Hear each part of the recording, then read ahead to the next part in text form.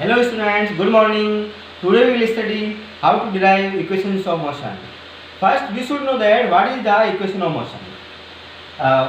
The equations of motion are the equations which describe motion of an object, or the set of equations which can be derived using these quantities: initial velocity, final velocity, acceleration, time and distance or displacement. In component की, इन जो variables है, इनके बीच की जो relation है, इनका जो relation होगा, उन रिलेशंस को ही हम इक्वेशंस ऑफ मोशन बोलते हैं। ये हमारे तीन इक्वेशंस है। फर्स्ट इक्वेशन है v equal to u plus a t, दूसरा s equal to u t plus half a t square, तीसरा 2as equal to v square minus u square. ये जो तीन इक्वेशंस है, ये तीनों इक्वेशंस को हम क्या बोलते हैं? इक्वेशंस ऑफ मोशन बोलते हैं।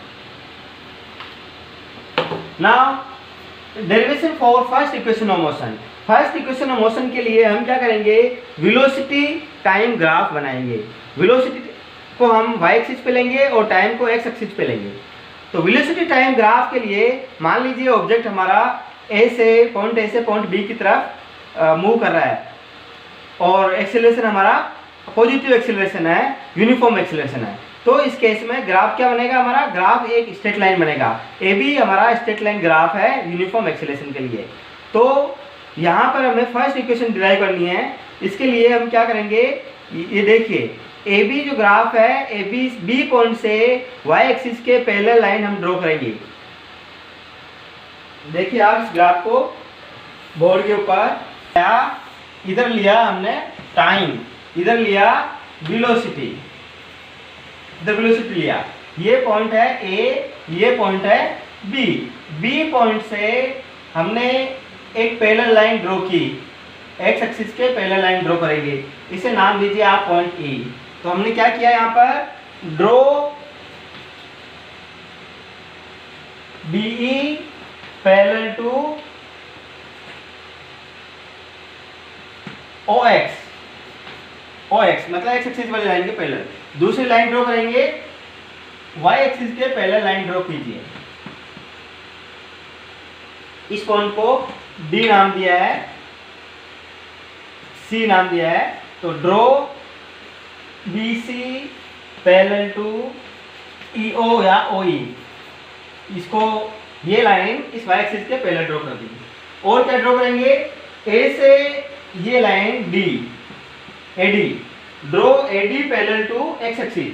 तो इसको ओ एक्स के पैरेलल हमने और क्या ड्रॉ कर दिया? एडी हमने ड्रॉ कर दिया। ये हमने कंस्ट्रक्शन किया, ये हमने ड्रॉ किया इस ग्राफ के अंदर। तो यहाँ पर हमें क्या करना है? यहाँ से देखिए, यहाँ पर जो पॉइंट ए है, पॉइंट ए पर वेलोसिटी है u, पॉइंट ए पर वेलोसिटी u है, और यहाँ से ई से लेके ये ओ, ये वेलोसिटी है v। तो ये, क्योंकि ये रेक्टेंगल है, तो ये हमारी पूरी वेलोसिटी यहाँ से लेके यहाँ तक कितनी होगी? ये v हो गई, और यहाँ से लेके यहाँ तक कितनी होगी? u हो गई। तो आप क्या कह सकते हो? ये कितना रहेगा? ये वाली जो BD है, BD की वैल्यू v माइनस u हो जाएगी। आप यहाँ से इसे निकाल सकते हो। देख लीजिए आप, यहाँ पर ये पॉइंट सी है, यहाँ से क्या हो जाएगा? BC is equal to BD plus DC हो जाएगा। अब DC हमारा OA के इक्वल है, और BC किसके इक्वल है? BC हमारा OE के इक्वल है, जो कि V के इक्वल है। तो हम क्या कह सकते हैं? V is equal to BD plus U कह सकते हैं। अब यहाँ से BD निकालिए, BD कितना हो जाएगा? V minus U। अब ये BD किसको रिप्रेजेंट करता है? BD represent change in velocity. किसको रिप्रेजेंट कर रहा है? चेंज इन वेलोसिटी को रिप्रेजेंट कर रहा है। कौन? BD। कितना आया? V minus U। अब दूसरा है हमारा O से लेके C तक का टाइम। तो टाइम कितना होगा? OC किसके इक्वल है? OD के इक्वल। तो ये कितना है? यहाँ तक का टाइम मान लीजिए t है, और ये 0 है, तो ये t माइनस 0, इसको हम क्या कह सकते हैं? t बोल सकते हैं। अब बाय द डेफिनेशन, डेफिनेशन से क्या कहेंगे? By the definition of acceleration. Acceleration क्या होता है? Change in velocity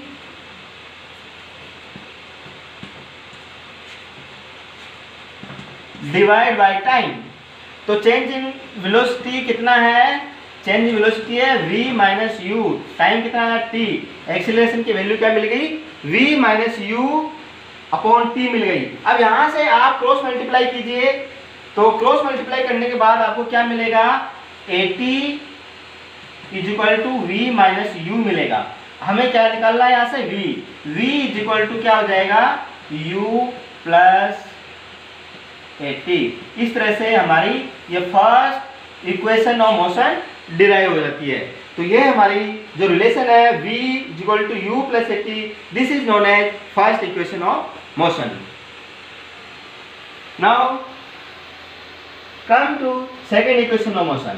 second equation of motion के लिए हम यही ग्राफ यूज करेंगे, जो ग्राफ बना रखा है यही ग्राफ हम यूज करेंगे, और उसमें हमारी ये जो कंस्ट्रक्शंस है ये कंस्ट्रक्शन सेम रहेगी, और ये जो ग्राफ है दोनों एक ही ग्राफ है। सेकेंड इक्वेशन के लिए हम वेलोसिटी टाइम ग्राफ का एक उस कंक्लूजन को हम यूज करेंगे।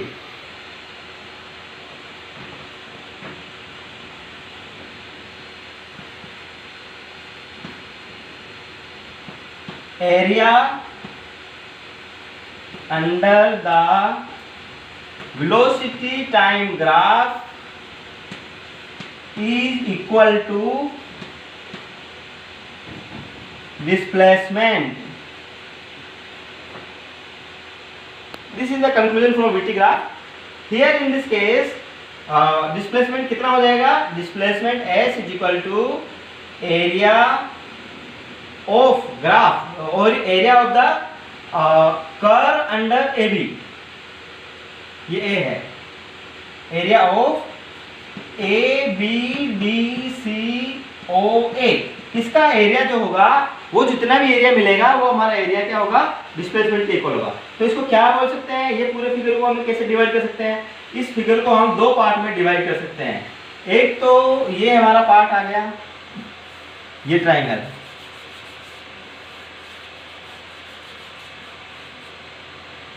एरिया ऑफ ट्राइंगल ABD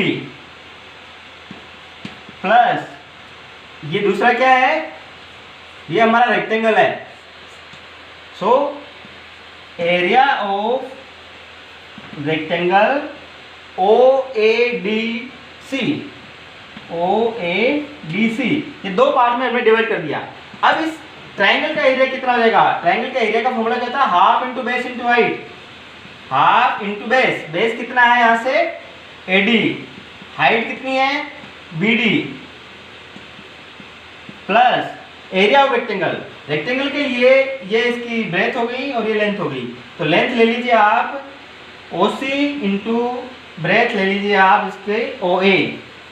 अब देखिए 1/2 इंटू AD, AD कितना है यहाँ से AD देखिए, AD ये दोनों सेम है, ये T है तो ये भी T हो जाएगा, तो AD हो गया T इंटू BD, ये BD कितना निकाला था हमने पहले, V माइनस U निकाला, प्लस OC। अब देखिए आप OC कितना है, ये OC ये है टाइम के इक्वल इंटू OA, OA कितना है U, राइट। तो हमें क्या मिल गया यहाँ से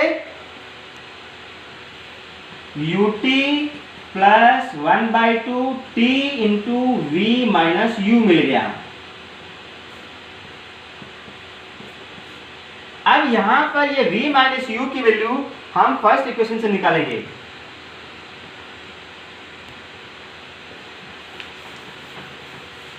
बचे हुए पार्ट को मैं ऊपर कर रहा हूं। फ्रॉम